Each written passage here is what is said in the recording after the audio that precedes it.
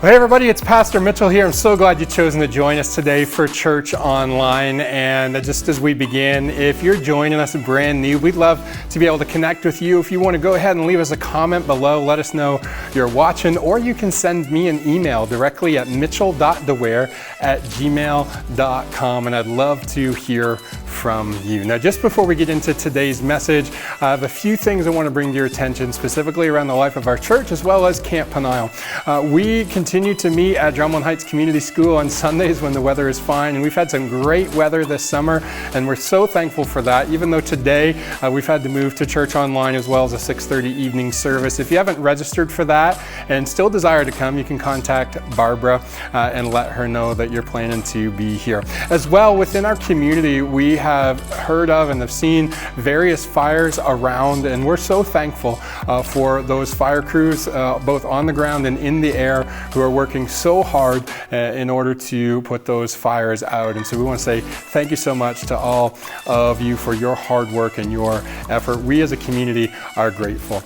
Now, in the life of our church coming up, of course, every Wednesday we continue to meet at 6:30 for midweek prayer and Bible study. We'd love to have you join in on that. And as well, we have some announcements from Camp Peniel that we want to share with you today. First, a couple of different needs. One of them, they're looking for somebody who is able to lay tile on the floor in the kitchen. So if you're able to do that, if you have those skills, and you might be interested in contacting Camp to see how you could help out, certainly let me know and I'll put you in touch with the right person. Also, Camp is looking for a four-wheeler. The engine in their wheeler has died, and they're looking for perhaps a used one, or even if you want to splurge and get them a new one. They use that every day for all kinds of maintenance stuff. And so if you got one lying around and you know someone who might have one, certainly let them know, and I'm sure they would be grateful for that donation. Also coming up on September the 12th from 9:30 to 11:30 at Camp, there's going to be a silent auction. So that's out on Cedar Lake. You need to show up for the silent auction between 9 and 11:30, again, September the 12th. That's a Saturday. So I'd encourage you to head out then, and whatever items are left over from that auction will be put up for auction online after that. Now, finally, one other big announcement I want to let you know about. While I was away, I received an email from Jim Rhino, Reverend Dr. Jim Rhino, who's the chair of the board and as well senior pastor out in Kemptville United Baptist Church. He has sent a letter saying that Camp has been in the process, of course, for some time now of hiring a new director, and they do have a candidate who's going to be starting in early October. His name is Rene Robichaud. I know Rene personally. Rene was the managing director at Camp Shiktahawk up in New Brunswick for a time, as well as a youth pastor at Louisville Baptist Church in Moncton. Please be praying for Camp as they engage with the new director, and we look forward to the exciting things that God's going to do through Camp Peniel and the ministry moving forward. Now today, we want to engage in worship, so if you're at home, we encourage you to sing along as loud as you can where you're at, and we hope also that today's message both encourages and inspires you in taking your next step in trusting in and following Jesus.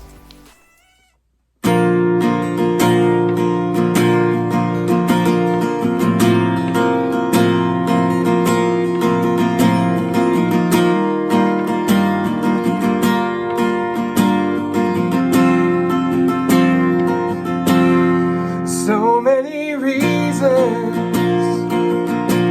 too many to count, to say that I love you, to worship you now. Your love is perfect, your heart is kind. I'm yours forever, forever you're mine. Jesus, the anthem of my heart. Jesus, the anchor of my soul. I'm overwhelmed by all you are. Oh, how I love you. You call me beloved. Call me friend. Your grace says I'm worthy.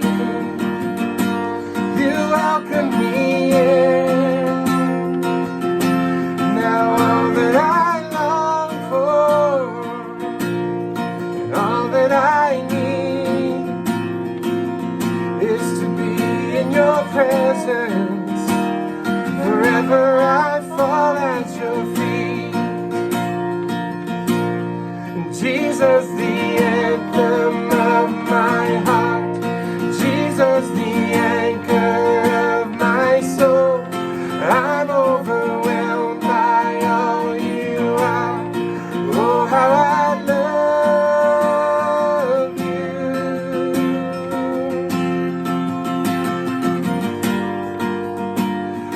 Faithful to the end. God, you are always good. Where do I begin? So many reasons to love you. Your promise never breaks. Your beauty never fades. What else can I say? So many reasons to love you. Oh, so many reasons to love you.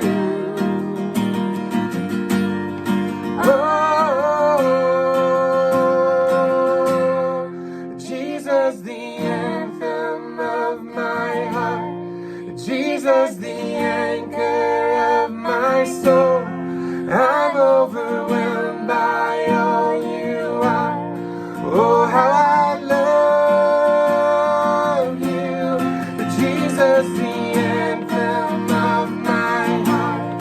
Jesus, the anchor of my soul. I'm overwhelmed by all you are.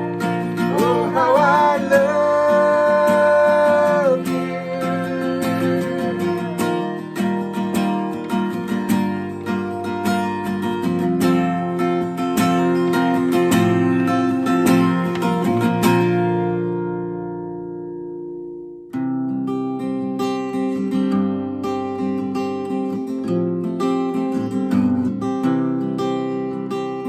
Be thou my vision, O Lord of my heart. Not be all else to me, say that thou art. Thou my best Lord, by day or by night, waking or sleeping, thy presence my life. Be thou my wisdom, and thou my true word. I ever with thee, and thou with me, Lord. Thou my great Father, and I thy true Son. Thou in me dwelling, and I with thee one. Riches I heed not, nor man's empty praise. Thou mine inheritance, now and always. Thou and thou only, be first in my heart. High King of heaven, my treasure thou art. High King of heaven, my victory won. May I reach heaven's joys, oh bright heaven's sun.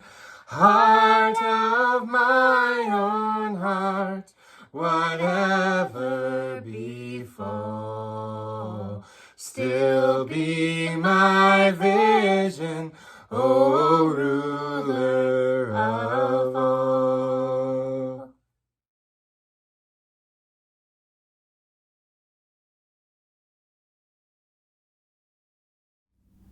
Well, hey everybody, thanks so much for joining us today. I know that we were hoping to be outside at DHCS.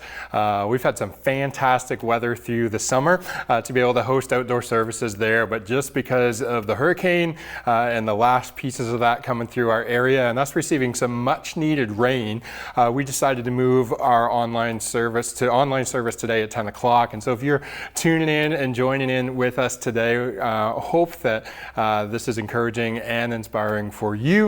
And I just want to say as we begin that today's message is actually part of a much bigger series that we were working through way back in February, March, and actually even from January on. It is part of a series that we've called the 10 Commandments, and we had been working through that in the evenings during our evening services here, and then COVID happened, and basically we put that all on the back burner. And so today, as we are rolling into the end of August, I felt like we wanted to jump back into this message for today. And I think with the space and the time that we've had over these last 6 months, I think this message comes to us at a time of significant relevance. And so if you have been tracking with this before, you'll be able to pick right up. If this is all brand new to you, I'll do my best just to kind of give us a brief introduction to what's being said today in the context of the scripture passage. So if you got a Bible and you want to turn, we're going to be in Exodus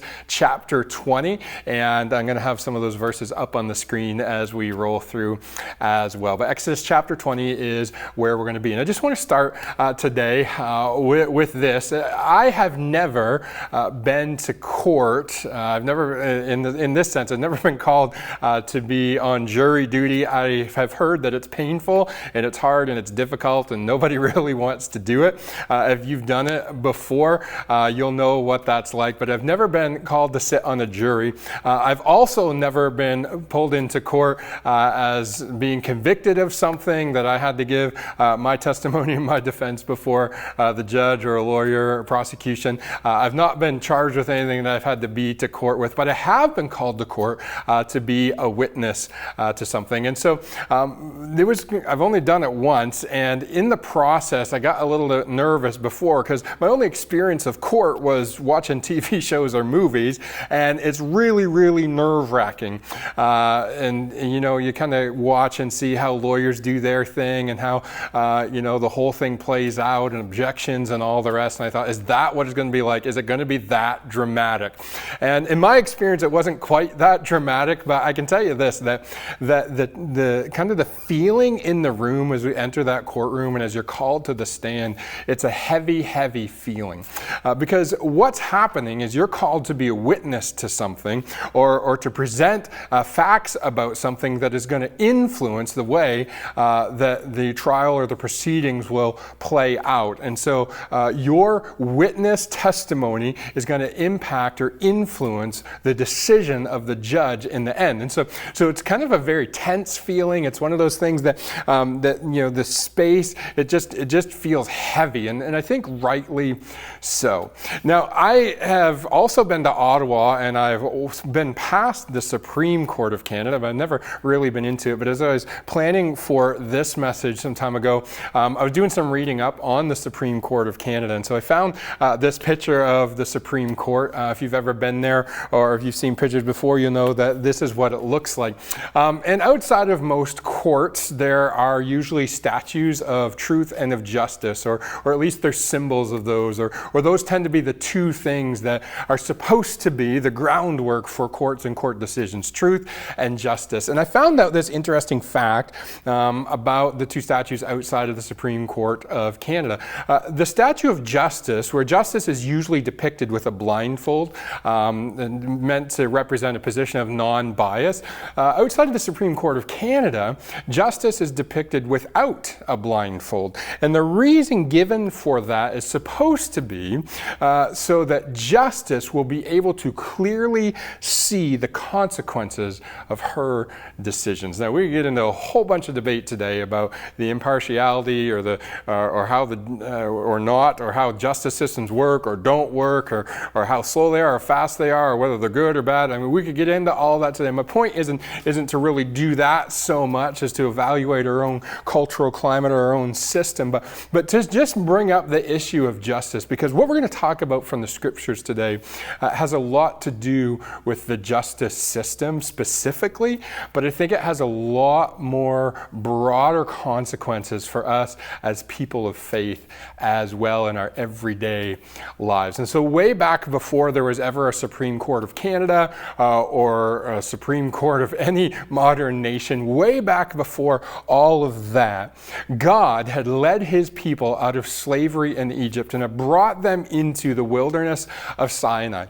And at the bottom of Mount Sinai, God gave instructions to his people about the covenant relationship that they were about to enter into. You see, God had promised long ago to Abraham that out of his family he was going to grow a great nation and a people to be revered, and they would be a light to the nations of the world. And so now, as God has brought this huge multitude of people out of Egypt, out of the land of slavery, they're going to enter into the land of promise. But before that happens, before they as a people become a nation, God wants to set the ground rules and the boundaries around the way that they are to live and the kind of people that they are to be. And we get at the base of Mount Sinai on this key pivotal moment in Israel's history as the people of God are there, that we get the Mosaic covenant. And so it's the covenant that God makes with his people through the intermediary Moses about, again, the obligations that they have and how they're to be a holy and a set-apart people different from all the other nations of the world. And if you are not too familiar with the scriptures, you'll probably have heard of some of the covenant pieces. You've probably heard of it before. We call it the 10 Commandments. And in this covenant, there is a list of things that God says, this is what you are to do, this is what you are to not do, this is the kind of people you are to be. And so early on in this series, when we started it, we talked about what those commandments are. That God says, you will have no other gods before me. You shall not make for yourself an idol or worship it. You shall not take my name in vain. Don't use my name recklessly. God also tells them you need to keep the Sabbath. 6 days you'll work and do your labor. On the seventh day you get a rest. Honor your father and mother so that it goes well for you in the land. And then no murder, no adultery, no theft. Those are kind of three in a row. No murder, no adultery, no theft, which brings us now to the 9th commandment out of that list of 10, which is what I want to talk about today. And here's what it is. It's in verse 16 of chapter 20. It says, you shall not bear false witness against your neighbor. Now, a false witness is referring here specifically to judicial proceedings, about how it goes in court. And so if there's a trial or a court case and you're called in as a witness, you're not to bear false witness. You're not to tell an untruth. You're not supposed to kind of spin or weigh your comments in favor one way or the other. In fact, your job in those judicial proceedings is to tell the truth, and as we say, the whole truth and nothing but the truth. And so that's the expectation. You shall not bear false witness against your neighbor. Now, part of the reason why this was so important for these people at this time was that witnesses were called to validate the truth or the falsehood of a particular claim. Now, this is true in the court system today, and even outside of the court system. I mean, on playgrounds at schools and in classrooms, like, did they do this? And all the witnesses are there, and they can say, yes, they did, or no, they didn't. I mean, the role of a witness is so key and so important. And so the lawyers will do their best to present evidence and to tell a story about what actually happened. But as a witness, it's your job to tell the truth. And it's up to the judge then to decide about the outcome and about what is actually true in that moment. And so when you're called to take the stand, the commandment is don't bear false witness. In other words, you tell the truth, because what you say, your words matter, and there will be consequences that come as a result of the things that you speak. So if murder then, no murder, no adultery, no theft, if murder is the greatest injury to a person, and if adultery is the greatest injury to marriage and family, and if theft is the greatest injury to movable property, then bearing false witness is the greatest injury to commerce and law. Again, it has to do with the telling of the truth about how things were or are. And in fact, the integrity of the whole justice system, in fact, of people themselves, depends on telling the truth. And in the justice system, the integrity of that justice system depends on the integrity of the person bearing witness in an effort to establish what is actually true. And in fact, that wasn't just true then, but it is true now. But even more importantly then, why? Because there were no wiretaps, there were no photographs, there was no closed camera televisions that we could go back and replay and say, yes, it's definitely them. There's no cell phone records. There's not all of the modern technology that there is today that leaves a footprint or bears evidence to the fact that this is the case. And so in a day where there was no fingerprinting or all the rest, again, credible witnesses were so key and so important for the justice system. And what actually comes to be at stake in the midst of this are people's lives and their livelihoods and also the ability to maintain a stable society. And so if someone's brought into court or someone has a charge laid against them and it's not true, well, that's going to impact their life. Or even if it is true, it's going to impact their life. So people's lives and livelihoods are at stake. And there needs to be confidence now in a good and upright society. There needs to be confidence in the justice system and in the court's ability to render good decisions. And the only way that can happen is if what is true is what is said, that there's credibility to that witness. In fact, in Deuteronomy, which is a second telling of the law, this moment in Exodus comes at the beginning of entering into the Sinai wilderness, and some 40 years later, before God's people enter into the promised land, Moses retells the law and expands on it a little bit as they head in. It's Deuteronomy. It's the second law, the second giving of the law. And so Moses in Deuteronomy gives us a little more about this. And so in chapter 19, starting at verse 15, here's what he says. He says, "A single witness shall not suffice against a person for any crime or for any wrong in connection with any offense he has committed." And so one person's story, a single witness, is not going to be enough. It's not sufficient evidence against somebody for any crime or wrong in connection with any offense. And so whether that's injury or murder or adultery or theft or all of the above, destruction of property, doesn't matter. One single witness will not suffice in connection with any offense that he has committed. Only on the evidence of 2 witnesses or of 3 witnesses shall a charge be established. And again, part of this was protective, so that one person wouldn't just make up a story, because again, someone else's life and livelihood is at stake. And so there's got to be at least 2, if not more, witnesses to validate the story and what actually happened. And he goes on to say this: if a malicious witness arises, that is somebody who's out to get someone else, their intent is to bring injury or harm. If a malicious witness arises to accuse a person of wrongdoing, then both parties to the dispute shall appear before the Lord, before the priests and the judges who are in office in those days, and the judges shall inquire diligently. In other words, they have to examine all the evidence. They have to interview all the people. They have to listen to all the sides of the story in order to sift through it all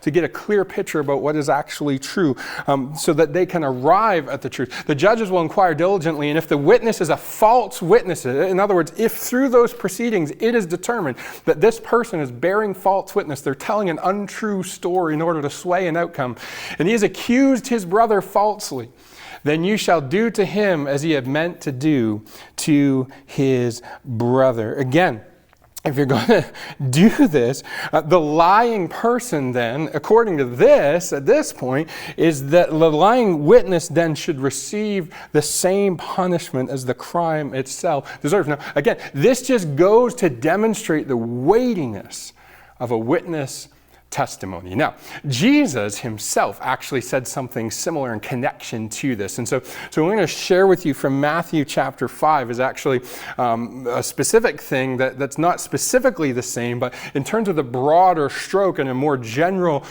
discussion on the topic, what Jesus has to say weighs in pretty heavily here too. Matthew chapter 5, verse 33. Jesus says, again, you have heard that it was said. In other words, you can read this in the law. Specifically, what he's going to say is a reference to Numbers chapter 30, verse 2, and it has to do with taking oaths. And Jesus said, you've heard that it was said of those of old, you've read this in your Bible, in what we call the Old Testament, you shall not swear falsely. In other words, you shall not commit perjury or lie or cloak or frame or deceive or mislead. You shall not swear falsely, but you shall perform to the Lord what you have sworn. In other words, you need to be good and true to your word. And what you promised you would do, you need to follow through on it. He goes on, but I say to you. So you've heard it said this, but here's what I'm telling you. Jesus further expands, and he gets kind of to the heart of the issue, as he always did with the law. I say to you, do not take an oath at all, either by heaven, for it is the throne of God, or by earth, for it is his footstool, or by Jerusalem, for it is the city of the great king. And do not take an oath even by your head, for you cannot make one hair white or black. In other words, here's what Jesus is getting at. Do not invoke a higher authority in order to give weighted credibility to your words. Don't do that, he says, because heaven and earth and Jerusalem and even your own head, Jesus would say, all of these things belong to God himself. And in fact, you have no authority over any of these things. So how would you have the audacity to leverage any of those in order to give weight or credibility to your words? Now, in our modern day, we might say something very similar. People will say, I swear by heaven, or I swear by God himself, or over my mother's, grave. People say those kinds of things in order to give credibility. I'm telling the truth. Believe me, believe me, believe me. And Jesus says, don't do that. Don't do that. You don't have any authority to leverage those things for the sake of your own credibility. And so what does he tell us to do then? He simply says, let what you say be simply yes or no. Anything more than this comes from evil. Now, this isn't a statement that says don't expand on it, don't say any more about it, don't kind of give the angle. Like, it's not that. He's simply saying this: all of your speech should be truthful. All of your speech should be clear, whether you are in court or not. May what you say be what is true. So no spin, no baiting, no upselling, no well-intentioned sentiment about, without any kind of action. Like Jesus says simply, right? Let your yes be yes or your no be no. Tell the truth. And so come back around. What's the command that is given, the 9th commandment that God gives to his people as a group of people, a holy, set-apart people? You're going to be a nation, a light to the world. You'll be my representatives. People will look at you and see and understand who I am and how they should respond accordingly. That's how this should all play out. And what is it that he says? Don't bear false witness. Don't bear false witness. Don't peddle and spread things and say things, whether in court or otherwise, that simply aren't true. Now, early on, I said, I think this is really applicable for us today in the middle of our cultural moment and where we're at in history. And I think that this message, which we planned for a long time ago, is going to be really helpful for us as followers of Jesus in this moment. Let me just stick with me here for a second, because I want to tease a few things out and then just give you kind of some ways in which this becomes readily applicable to what's going on in our world. In fact, if you think about the moment that we live and the culture that we're in and what's happening here on the South Shore of Nova Scotia and the Maritimes, Canada, around the world, the way that things have changed over the last 6 months. We could put a lot of words out there that would describe it. One of them would be confusing. There seems to be a lot of confusion over the last little while because we just don't know a lot about what's happening. Whether it's scientists saying we don't know enough about the virus yet, whether it's government saying we don't know how to respond quite yet, whether it's people saying, well, I just don't know who to believe and what's right. And there's just a lot of confusion in this cultural moment, and not just confusion, but there's a lot of tension. People are just tense.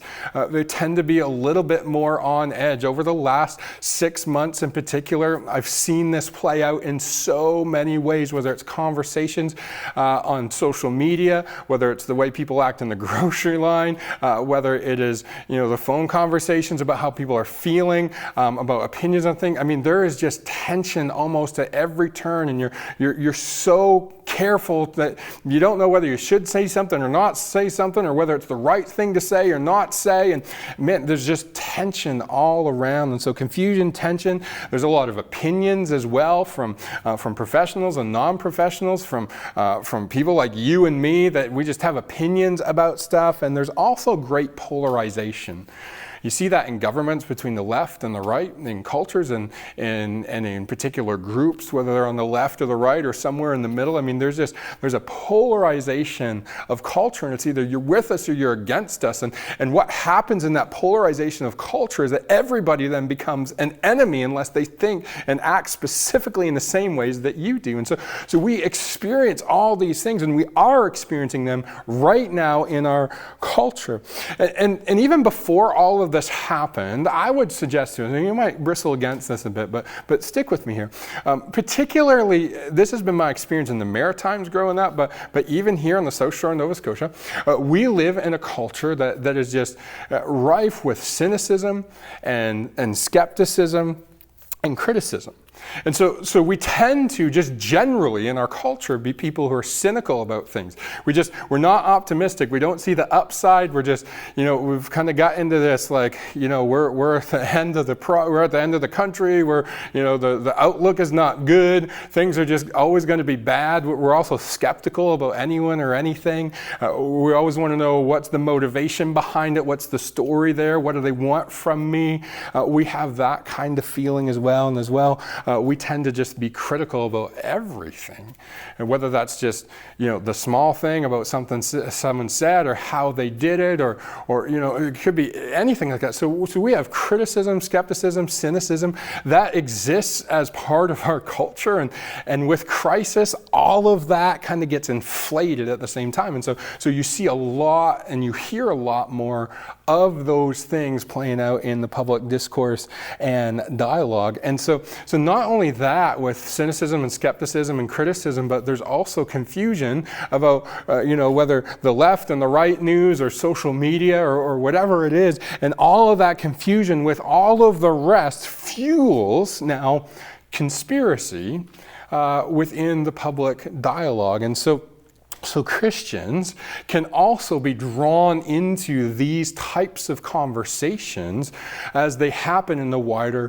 culture. We're not immune to those kinds of things. And specifically for followers of Jesus, I've seen it and I've heard it. There are these conversations happening that we get kind of lured into and drawn into. Well, this could be the conspiracy, or maybe there's something more sinister at play. And not only that, but then again, specifically for Christians, there tends to be sometimes some apocalyptic interpretation that happens as well. So let me give you a little bit of a handle on some of these things. This is what I mean. A conspiracy theory is this. It's the idea or a narrative or a story that says that a particular group of people or a particular person or an organization is secretly carrying out a sinister plot for the demise of the wider population. And that's a conspiracy theory, that there's something going on behind the scenes that is there to kind of, we're out to get everybody, and that's the conspiracy theory. So there's a few of those floating around, actually quite a few. In fact, I was just reading an article not long ago, I think it was from CBC News, and I'm not going to get this right, I'm just trying to remember off memory, but like I think it was something like 1 in 4 Canadians actually believe there's some kind of conspiracy going on, some kind of conspiracy right now.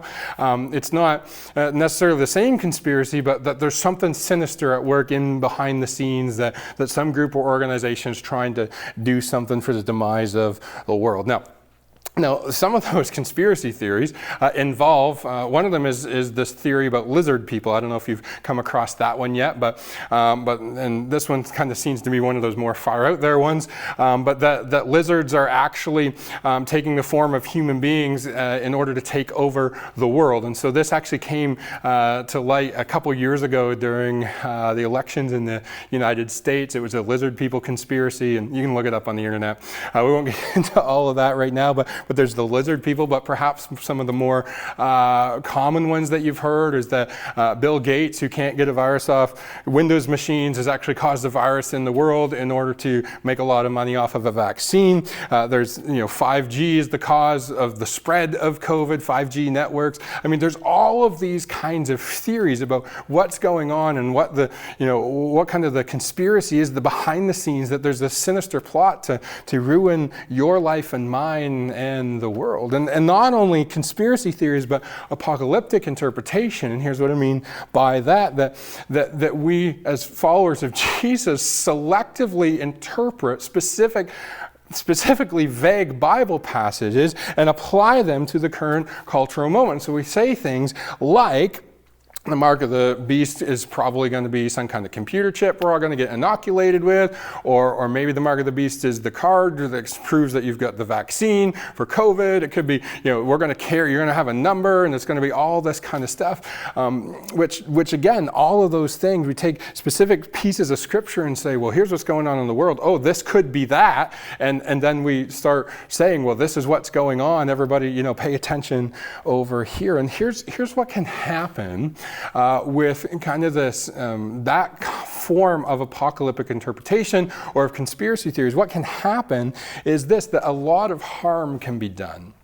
A lot of harm can be done as a result. And you've seen this play out before. It's nothing new. And specifically, public health can be one of the things that is endangered. People can get sick. People can be hurt. People will do weird things. All that comes with it. So there's a public health concern that can be harmful. But the second thing for specifically followers of Jesus, I think the harm that can be done relates to our gospel witness, about our credibility as followers of Jesus. And so if your conversations and your social media feeds are constantly anti this and anti that and conspiracy this and conspiracy that, then the moment you post something about, say for example, the resurrection of Jesus is true and we should believe it because it demonstrates he's the Son of God, that he died for our sins, was buried, he rose again and was seen, and that's the hope that we have. If that is couched in the middle of conspiracy this and anti that, that just destroys your witness to a world that may be looking on.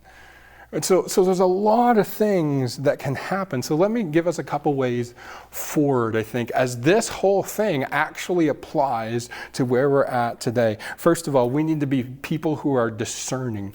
In fact, in 1 Thessalonians chapter 5, verse 21, the Apostle Paul says, test everything and keep what is good.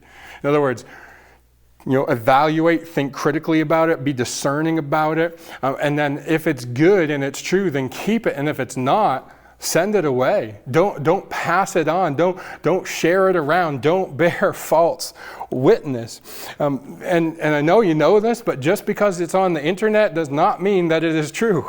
But it seems to be that for some people, I read this on the internet and it must be true and I'm going to share it. And what happens is we begin to post and share things, or we have conversations with other people that tends to, take the dialogue in a particular direction. And what ends up happening is we maybe even unintentionally begin to bear false witness about what is true and what's credible. So we've got to be discerning. To say it could be this just isn't good enough for us as followers of Jesus. And so what should we do? Well, we should always check our sources. We should always see if the source is credible. We should always engage various points of view, not because we agree with them all, but so that we can hear and understand and sift through. Just like in Deuteronomy, it says when The chief priests and the elders and all of them are going to inquire diligently. That's what we need to do as people. And again, this is applicable for Christians, but I think it's good for the rest of the world just to kind of follow heed that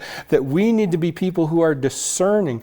And wherever seeds are sown simply for division, simply to create a polarizing of opinions, like those are the kinds of things that should not mark us as the people of God. We need to have discernment, that we test everything and we keep what is good. Second thing I would tell us is this, that we need to be people of the truth. In fact, Jesus himself, he identified, he labeled himself as the truth. He said, I am the way, the truth, and the life, and no one comes to the Father except by me. John said of Jesus, he came full of grace and of truth. And as followers of Jesus, we too need to be people of truth. You know, in social media, I tend to be picking on social media a lot today. I don't mean to do that. I mean, there's a lot of great and good things about social media, but it also kind of brings out some of the crazy and the weird as well. Social media, in the way that it functions, tends to be this. It tends to feed the idea of being quick to speak and quick to get angry and not really listening to what others have to say. And isn't that simply the opposite of what we read about in the New Testament? From James, the brother of Jesus, who said, be quick to listen and slow to speak and slow to get angry. I mean, that's the kind of people we need to be. And so the things we say and the things that we share, those things should be credible, they should be helpful, and they should be honorable. Because we, as a church, have a message of good news and of hope. That the gospel speaks into what a lot of people are feeling right now. And that's that feeling of fear and the feeling of uncertainty and the feeling of I just don't know and the feeling of I'm completely lonely. And the message we have to bring into that moment and those feelings that people have is the good news of the gospel. That's what we have to give. That is what Jesus died for, that we might be free from sin and its consequences, and that we might have a sure hope. And so look, we have that sure hope despite the brokenness that we are experiencing in the world right now. And so we have that message. In fact, as I was thinking about all of this in connection with Jesus' own life, you think about those last moments where the chief priests actually did conspire against him. They wanted to have him killed because they felt threatened by him. And Judas, who betrayed him, and Peter, who denied him. And they brought him in the middle of the night to a sham trial. And they tried to find witnesses who could speak against him, those malicious witnesses. And they tried to do that, but they couldn't find anybody whose stories corroborated.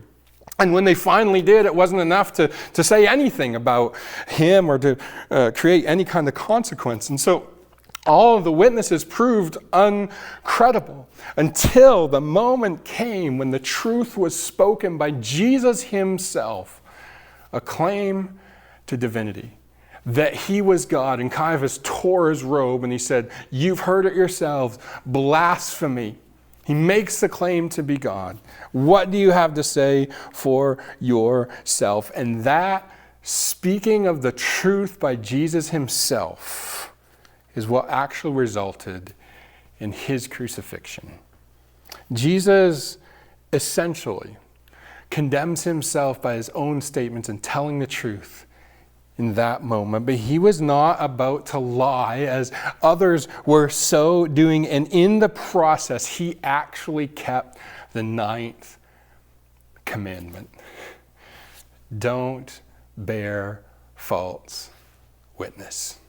In the midst of what everybody else was doing, Jesus did not. And the call for us today is very much the same. Don't bear false witness. Whether that's your day or your moment or your opportunity in court, whether that's the conversation you have with your family or your uncle or your neighbor, whether that's what you're posting on social media, don't bear false witness. And why? Because someone's life and reputation and livelihood is at stake. There can be real consequences and people may suffer undeservedly. And for you and for me, we don't bear false witness because our life and our reputation and our livelihoods are at stake. We need to be people of the truth, even sometimes as hard as it can be. And we crouch our confidence in this, that God will do justice.